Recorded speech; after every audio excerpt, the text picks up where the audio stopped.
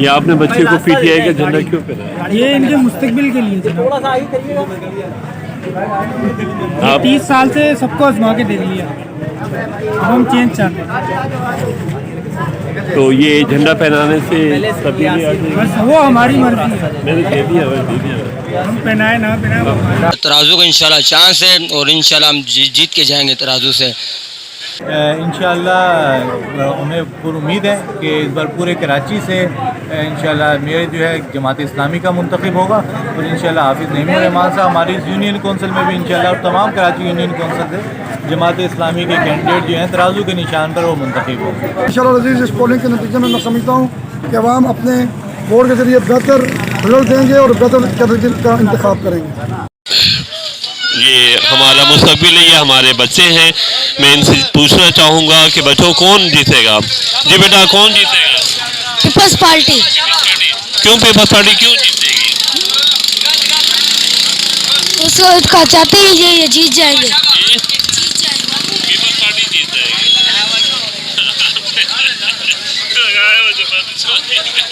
लेकिन ये खालिद ने लगाया। ठीक है, लेकिन आप पीपल्स पार्टी के साथ हैं। चलो जी बेटा कौन इलेक्शन जीतेगा? हाँ? तराजू। तराजू जीतेगा। तराजू क्यों जीतेगा? जवाब दो ना बेटा, क्यों तराजू क्यों जीतेगा? जी पता नहीं। तराजू वाले काम करते हैं। जी बेटा आप बताइए कौन जीतेगा? शेर। शेर? आप शेर की तरफ है? शेर किसकी पार्टी है? नवाज शरीफ। नवाज शरीफ की पार्टी है। अच्छा, तो आप समझते हैं कि नवाज शरीफ यहाँ के मसले हल करेगा? जी शाबाश। नाज़रीन ये देखें बच्चों के ख्यालात, बच्चे किस तरीके से जो है वो आगे बढ़ के जो है अपने सीनों पे बैज लगा के अपनी नुमाइंदगी का इजहार कर रहे हैं। और ये आपको गेमा गेमी नज़र आ रही होगी इलेक्शन की। जी इधर आओ बेटा, आओ। जी बेटा अपना नाम बताओ। अबू बकर। अबू बकर आप क्या करते हैं? मैं कुछ नहीं करता। कुछ नहीं करते, पढ़ तो रहे हैं ना आप? किस क्लास में पढ़ रहे हैं? किस क्लास में पढ़ रहे हैं? 3। क्लास 3 में। आपको पता है इलेक्शन क्यों होते हैं? नहीं। अच्छा आप के घर में पानी आ रहा है, बिजली है, गैस है? नहीं आ पानी आ रहा है। पानी आ रहा है, गैस आ रही है? नहीं आ रही। नहीं। क्यों नहीं आ रही? नहीं पता। तो ये आपको पता है इलेक्शन किस लिए हो रहे हैं? जो इलेक्शन कराने का मकसद ये है कि यहाँ पे इन मसाइल को हल किया जाए, हल करवाया जाए। ये तो पता है ना आपको? तो आप बड़े होके क्या करेंगे? क्या आप भी इसी तरीके से इलेक्शन में आएंगे? यस। चले शाबाश शाबाश। तो आप किस पार्टी को ज्वाइन करेंगे? शेर को। शेर को? शेर को क्यों भाई, कोई खास वजह है? क्या वजह है?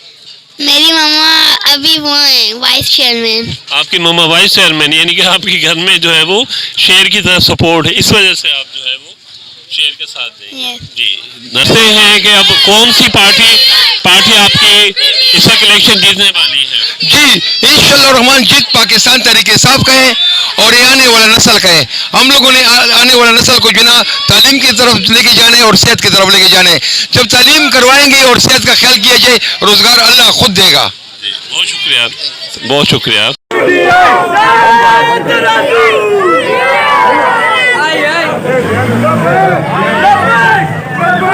तमाम अलग अलग पार्टियों के यहाँ पर ट्रेंड नज़र आ रहे हैं और एक्टिविटी नज़र आ रही है और एक तरफ MQM के कारकुनान भी बैठे हुए हैं।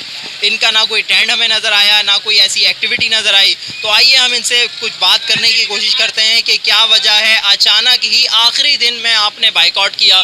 अस्सलाम वालेकुम। वालेकुम अस्सलाम। भैया क्या नाम है, पहले तो नाम बताइएगा। आमिर नाम है मेरा। अच्छा, क्या आपकी कोई जिम्मेदारी है या कारकुन है क्या?